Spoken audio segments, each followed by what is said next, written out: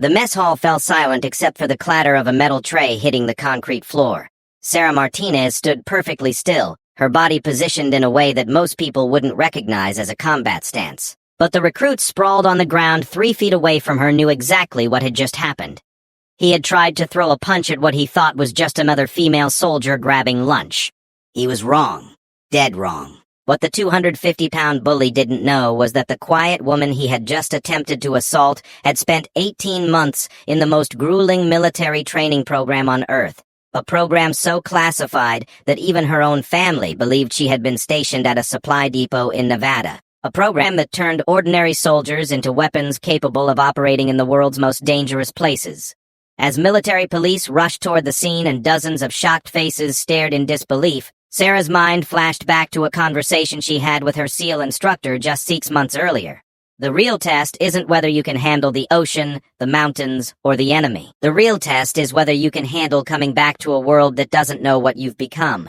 Standing in that mess hall, surrounded by whispers and wide eyes, Sarah realized that her instructor had been absolutely right. The hardest mission of all was learning how to live among people who had no idea what she was truly capable of. Sarah Martinez had always been different from other girls in her small Texas town. While her classmates spent weekends at the mall or worrying about which boy liked them, Sarah was in her backyard practicing the fighting techniques her grandfather had taught her. Her grandfather, Miguel Martinez, had served in Vietnam and believed that every person, especially women, should know how to defend themselves in a world that wasn't always kind. The day Sarah turned 18, she walked into the Army recruitment office in downtown San Antonio with a determination that surprised even the hardened sergeant behind the desk.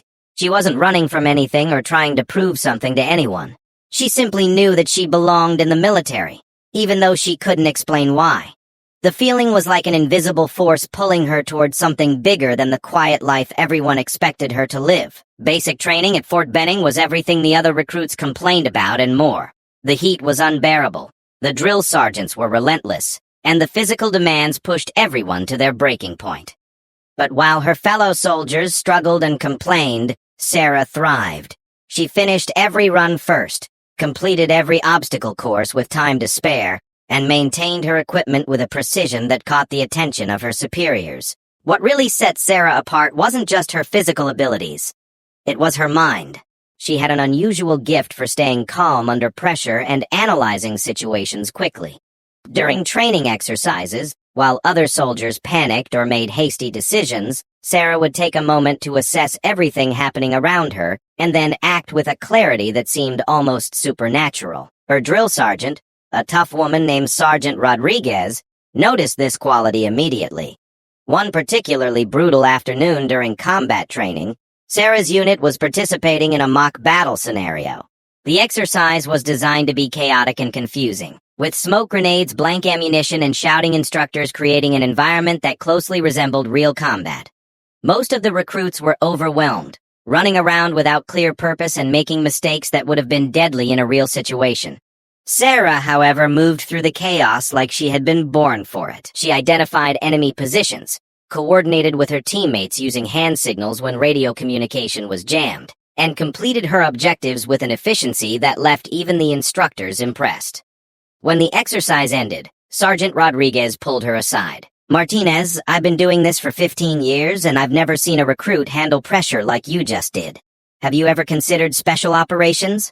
Sarah had heard rumors about special operations units, but she had never imagined that she might be selected for such programs. Women weren't officially allowed in combat roles, and the idea of being chosen for elite training seemed impossible. But 3 weeks later, Sarah received orders that changed everything. She was being transferred to a classified training program that officially didn't exist. The orders came with strict instructions about what she could and couldn't tell her family. As far as anyone outside the military was concerned, Sarah would be spending the next 2 years at a supply depot in Nevada, managing inventory and learning administrative skills. The truth was far more extraordinary. Sarah found herself at a remote facility in the mountains of Colorado, surrounded by some of the most elite soldiers in the American military. The program she had been selected for was so secret that even most high-ranking military officers didn't know about it. It was an experimental initiative designed to train a new generation of operators who could handle missions that traditional special forces couldn't manage. The training began immediately and was unlike anything Sarah could have imagined. The first month alone nearly broke her, despite all her preparation. She was awakened at random hours for surprise exercises, forced to navigate treacherous mountain terrain in complete darkness, and subjected to psychological tests designed to determine if she could maintain her sanity under extreme stress. The physical training was brutal beyond description. Sarah learned to swim in freezing water while carrying heavy equipment, climb vertical rock faces without safety equipment, and fight, using techniques that were never taught in regular military training. She studied languages, learned to operate sophisticated electronic equipment, and practiced shooting with a precision that would have impressed professional snipers.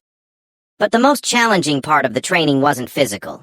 It was learning to think differently about everything she thought she knew about combat and warfare. Her instructors, all of whom had served in the most classified military operations, taught her that real combat was nothing like the movies, or even like regular military training.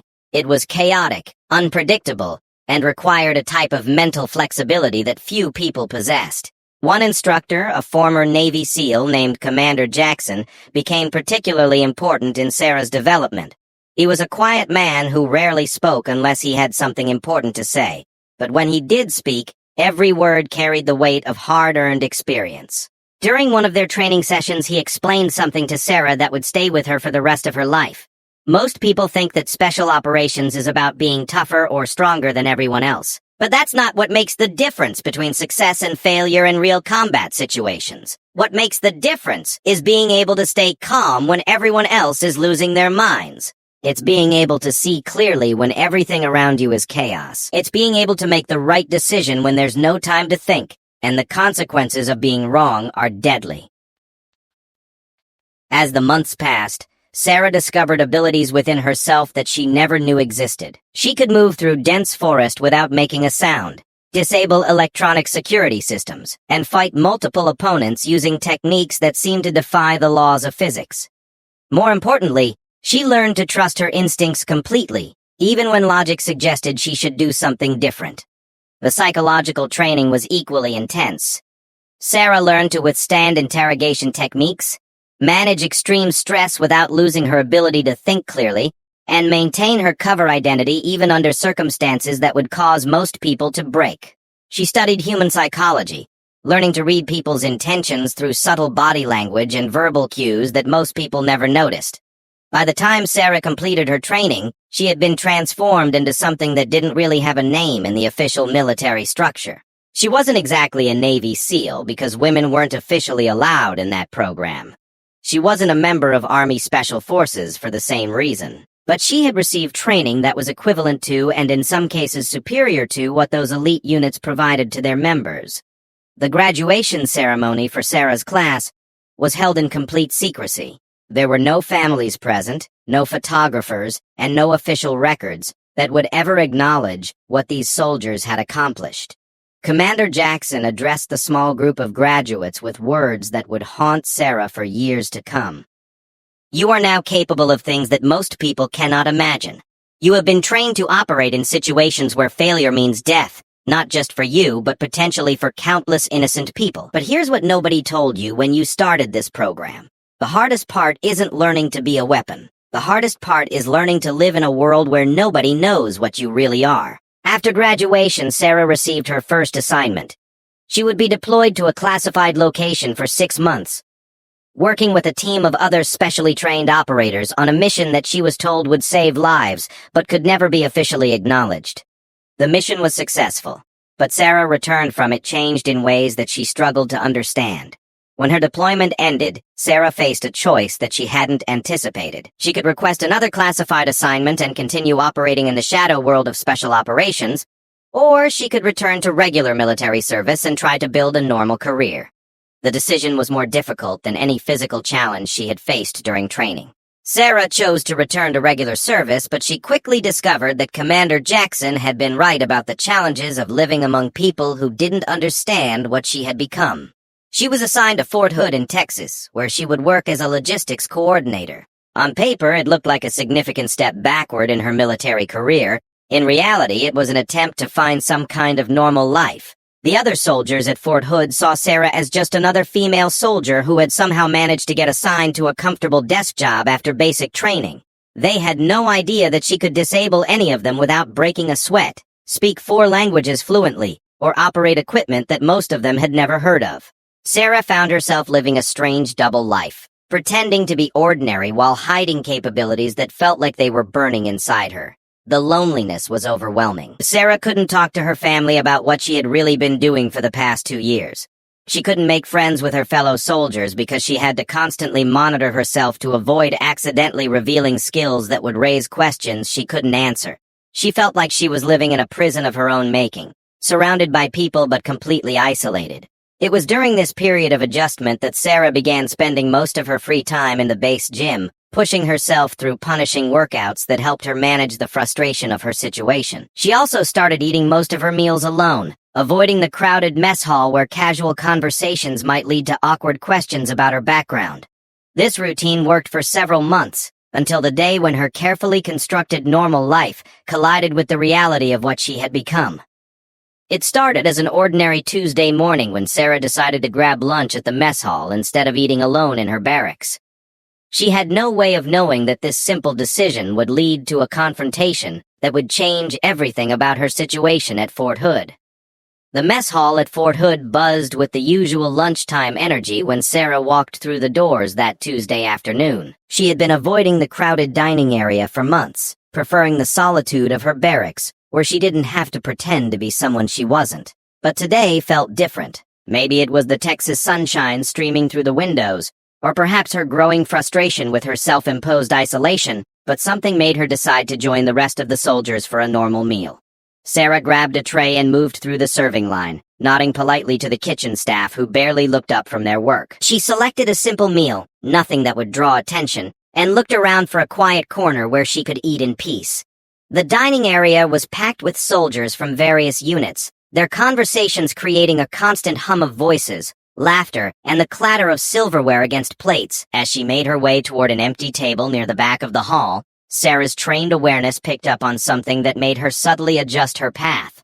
There was a table of soldiers whose body language suggested tension, the kind of aggressive energy that often preceded trouble. She had learned to recognize these signs during her specialized training, where reading human behavior could mean the difference between mission success and catastrophe.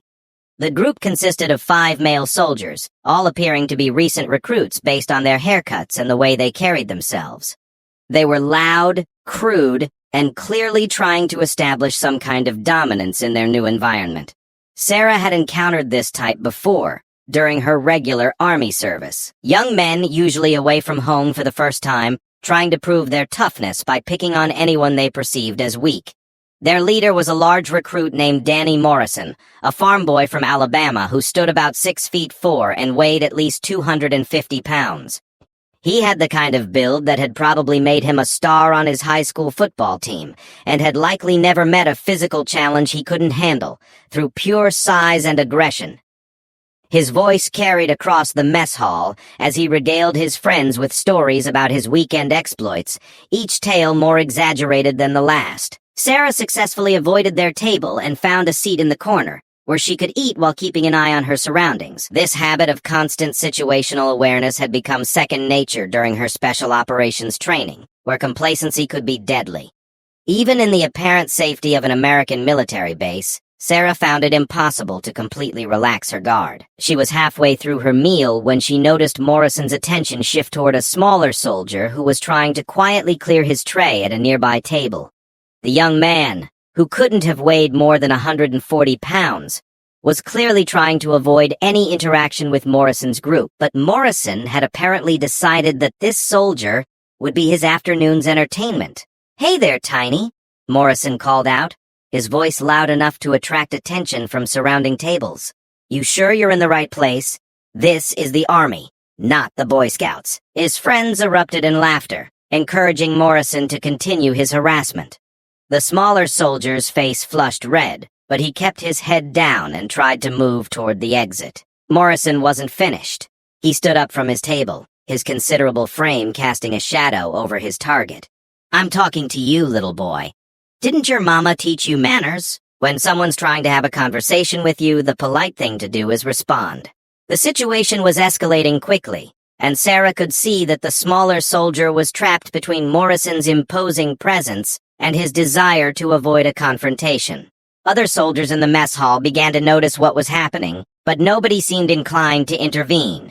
This was typical military-based dynamics. Unless someone was in real physical danger, most soldiers preferred to mind their own business rather than get involved in disputes that didn't concern them.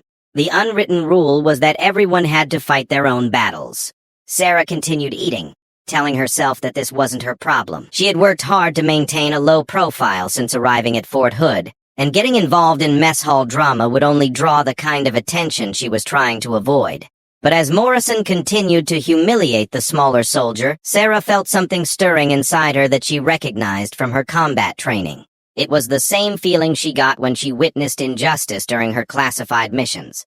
Morrison grabbed the smaller soldier's tray, dumping its contents onto the floor with a crash that silenced much of the surrounding conversation. "Oops," he said with mock concern. "Looks like you made a mess. Better clean that up before someone slips and gets hurt." His friends were laughing harder now, feeding off the entertainment their leader was providing. The smaller soldier dropped to his knees and began collecting the scattered food, his hands shaking with humiliation and barely contained anger. Morrison stood over him, clearly enjoying his display of dominance. "That's better," he said. "Maybe now you'll remember to show some respect when your superiors are talking to you." Sarah felt her jaw clench involuntarily. During her special operations training, she had learned about the psychology of bullies and how they operated. Morrison was following the classic pattern. Select a target who appears vulnerable. Escalate the aggression gradually to test boundaries, and then assert dominance once the victim proves unwilling or unable to fight back. It was textbook predatory behavior. She told herself again that this wasn't her concern. Morrison hadn't actually physically assaulted anyone, and military culture generally expected soldiers to handle their own conflicts. Getting involved would raise questions about her background, her training, and her capabilities. It would compromise the careful anonymity she had worked so hard to maintain. But then, Morrison crossed a line that Sarah couldn't ignore. As the smaller soldier finished cleaning up the scattered food, Morrison placed his boot on the young man's back, pressing down just hard enough to make it clear that he could apply more force if he wanted to. "Now say thank you," Morrison demanded. "Thank me for teaching you some manners." The mess hall fell completely silent. This had moved beyond simple harassment into something that approached assault.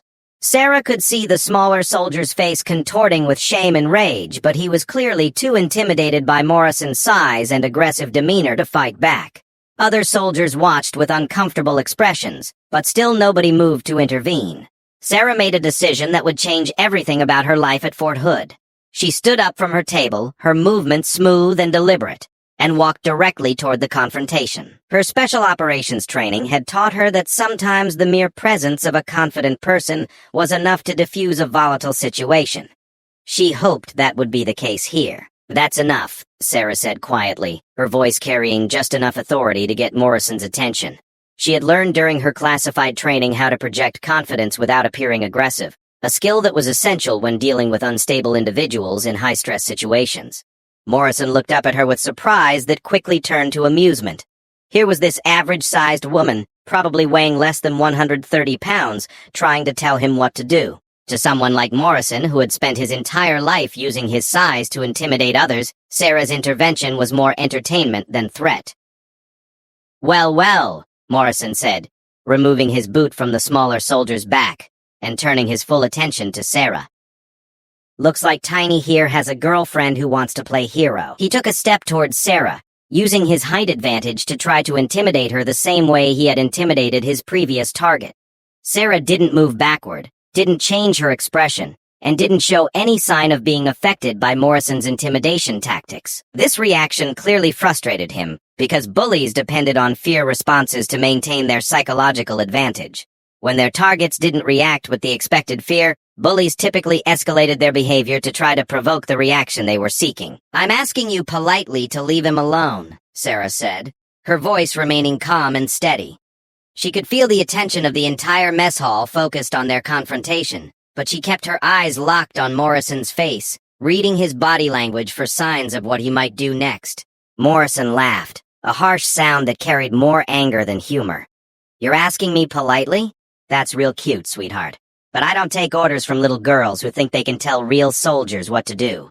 He took another step closer, now standing close enough that Sarah could smell the aggression radiating from him like heat from a furnace.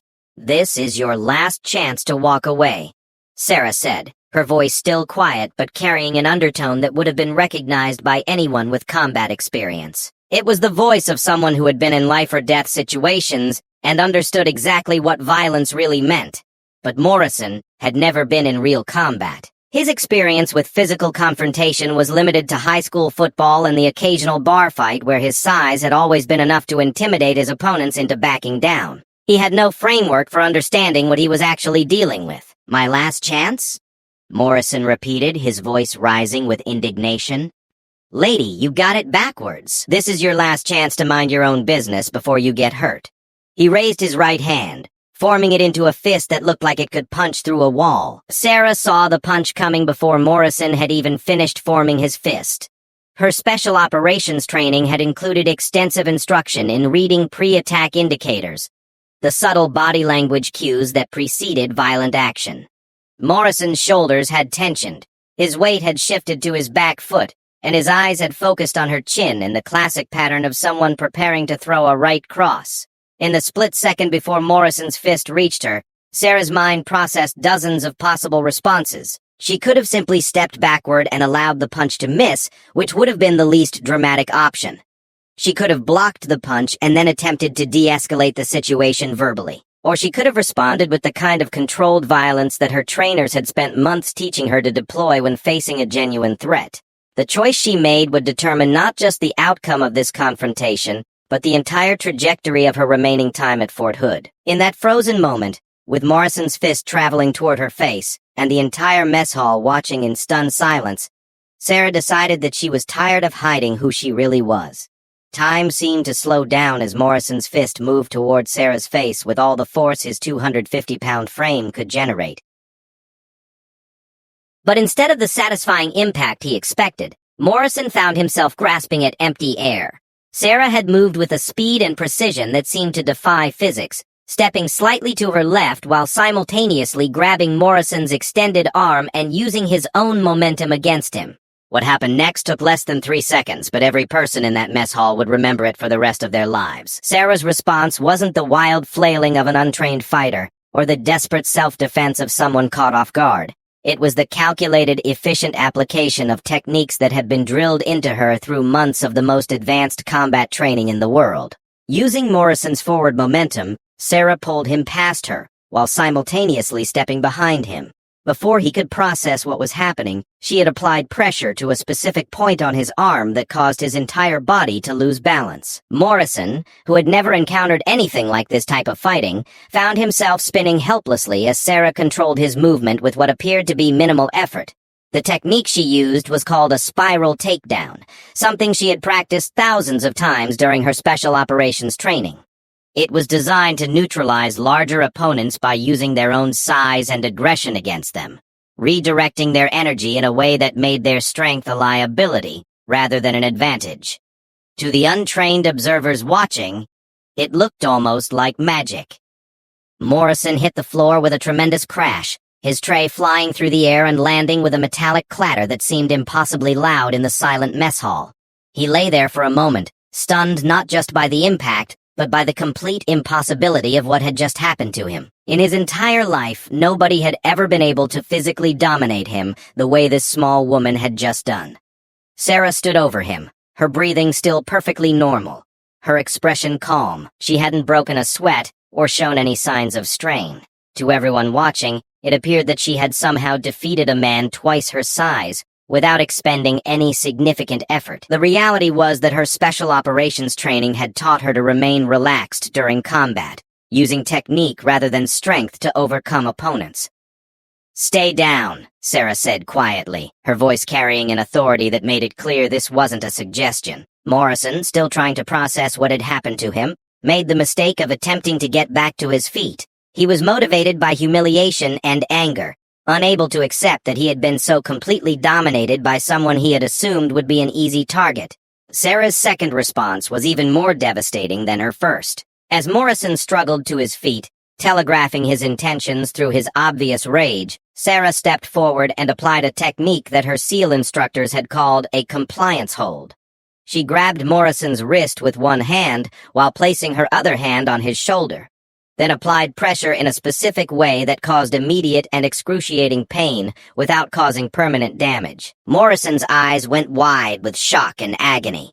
The pain was unlike anything he had ever experienced, sharp and focused in a way that made his entire body want to collapse to escape it. He tried to pull away, but Sarah's grip was unbreakable, her technique so precise that any movement he made only increased his discomfort.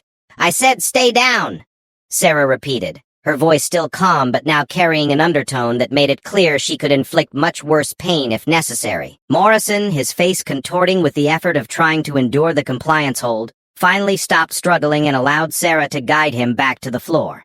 The entire sequence had lasted less than 10 seconds, but it had completely transformed the atmosphere in the mess hall. The casual lunchtime chatter had been replaced by absolute silence as hundreds of soldiers tried to process what they had just witnessed. Most of them had never seen anything like Sarah's techniques, which combined elements of martial arts, military combatives, and special operations training into something that was both beautiful and terrifying.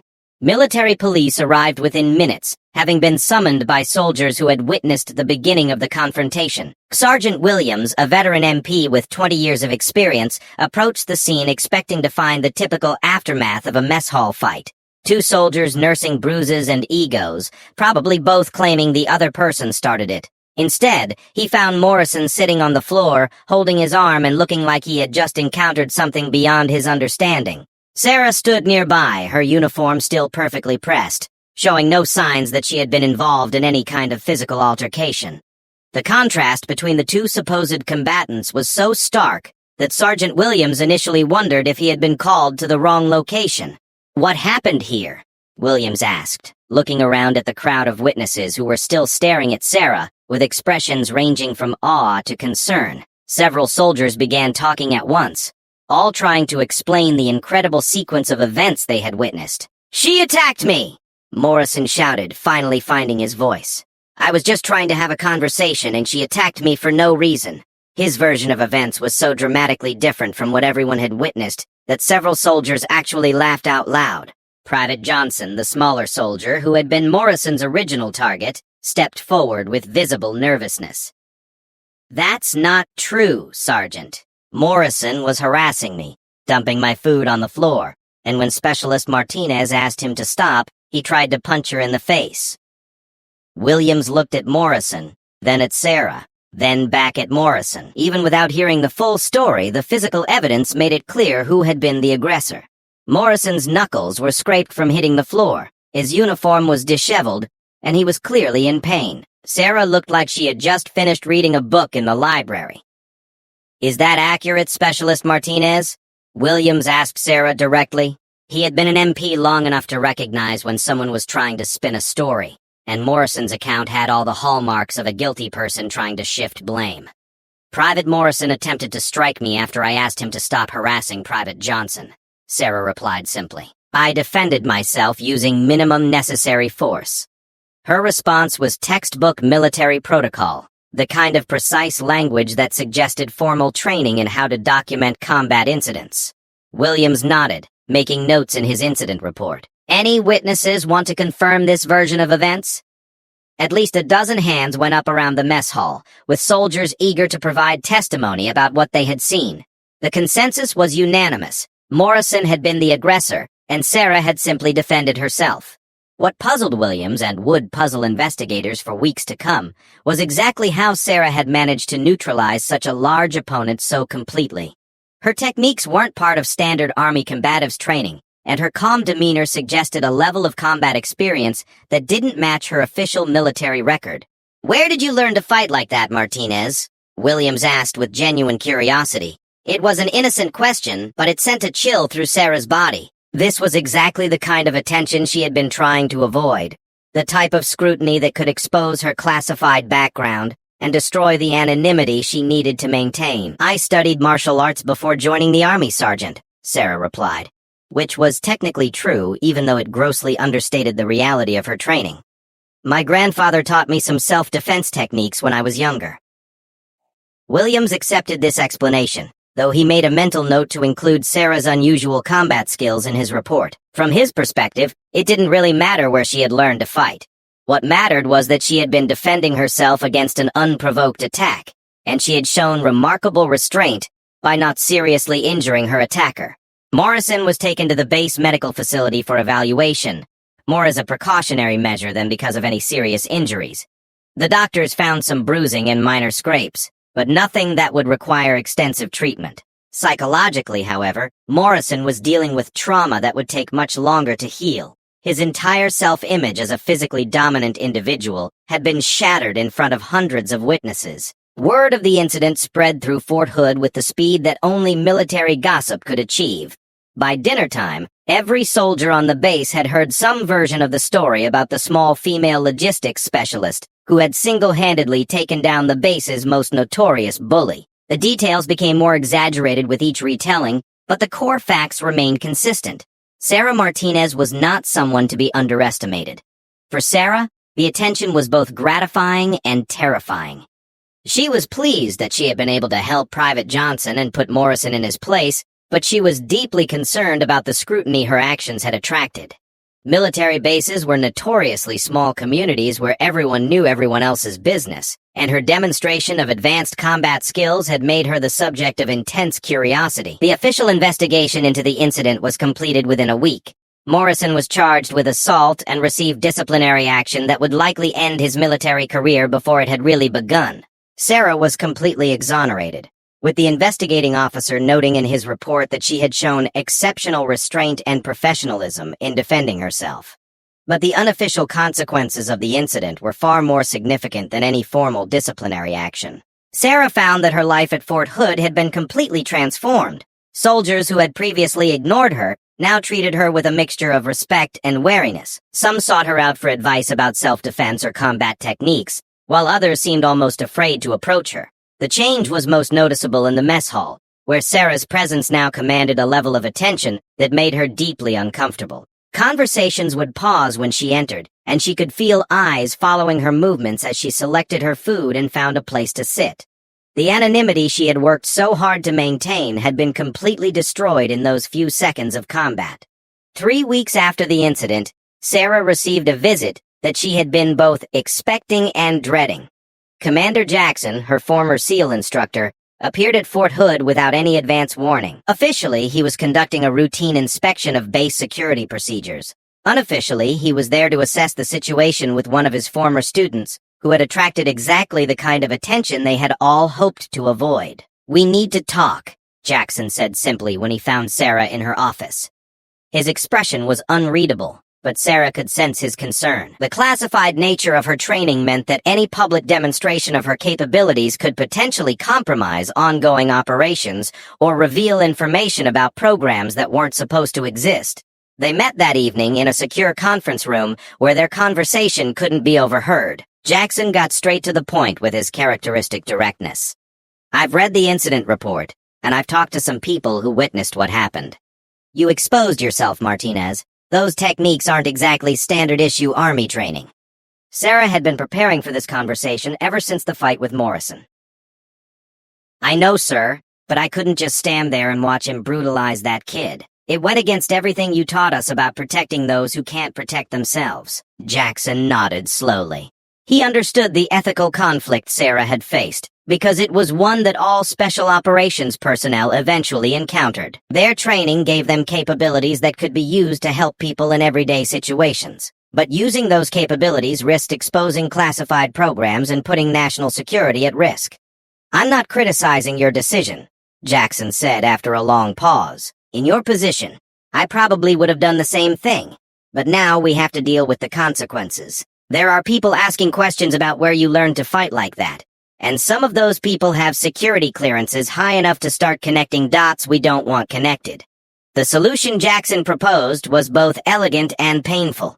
Sarah would be transferred to a new assignment that would better utilize her unique skills, while removing her from the scrutiny she had attracted at Fort Hood. She would be working with a small unit that handled security for high-ranking military officials, a position that would explain her advanced training without revealing its true nature.